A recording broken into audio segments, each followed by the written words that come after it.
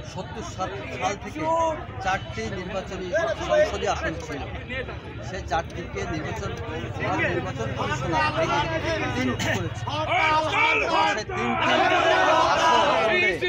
আমাদের বাগেরহাটের মানুষের যেটা চাহিদা বা উন্নয়নের প্রয়োজনীয়তা কোনো কিছুই করে থাকে না। এবং যে 3টি করে হয়েছে, আমাদের বাগেরহাটে এক আসন ছিল মোল্লাহাট, ফকিরহাট, চিতলমারি।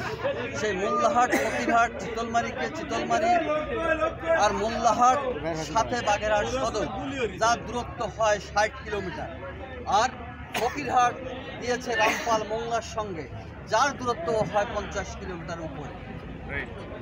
কচুয়া, মোলগঞ্জ, শরণখোলা, যার দূরত্ব 40-এর উপরে। তো আমরা শুধুমাত্র বিএনপি না, বিএনপি সকল রাজনৈতিক দল, সকল অরাজনৈতিক মানুষ যারাই আছে না কেন, এটা সকলের প্রাণের দাবি যে 4টি আসন বহাল রাখার জন্য।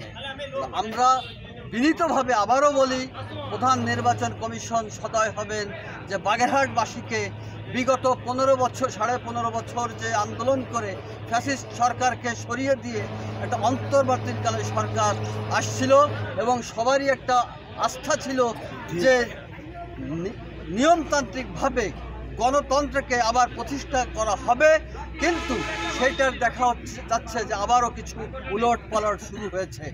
আমরা চাই না যে 15.5 বছর আন্দোলন করেছি আবার এখন অন্তর্বর্তীকালীন সরকারের বিরুদ্ধে কোনো ধরনের কোনো আন্দোলন আমাদের করতে হয়। ধন্যবাদ।